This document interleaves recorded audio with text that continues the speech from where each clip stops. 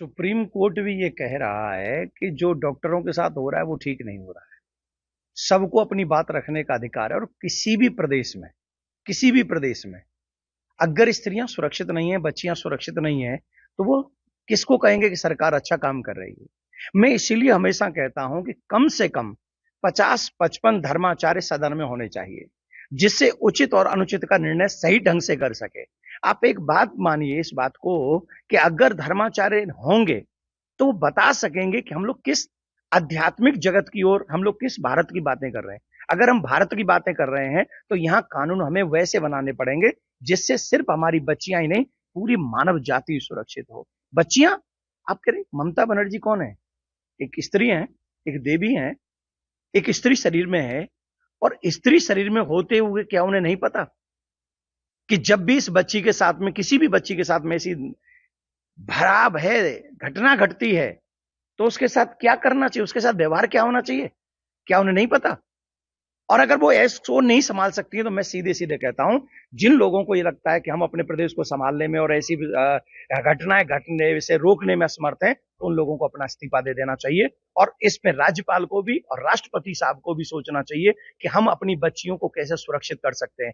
पढ़ी लिखी जगह है ना हॉस्पिटल, अगर वहीं डॉक्टर सुरक्षित नहीं है तो आम जनता का वहां क्या होगा?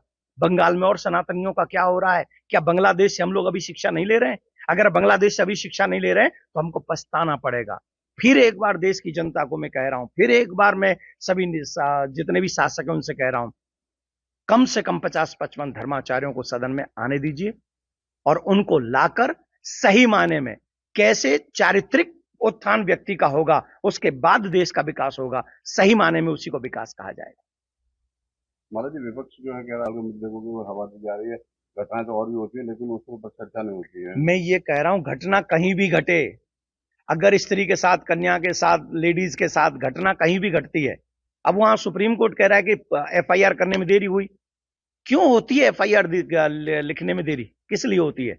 और क्यों कहा जा रहा था, मैंने तो अभी आके सुना है, मैं कनाडा में था, कनाडा में एक बच्ची ने मुझसे कहा कि आप यहां प्रवचन कर रहे हो, आपके देश में क्या हो रहा है? आपके देश में उस बच्ची को क्या जवाब दूं? जब ऐसी घटनाएं घटती है ना तो वो प्रदेश नहीं पूछती, वो मुख्यमंत्री नहीं पूछती, वो पूछती है कि भारत में ऐसा क्यों हो रहा है।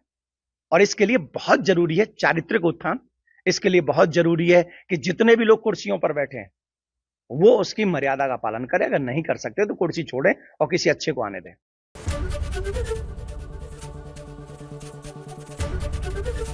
एबीपी गंगा, खबर आपकी, जुबान आपकी।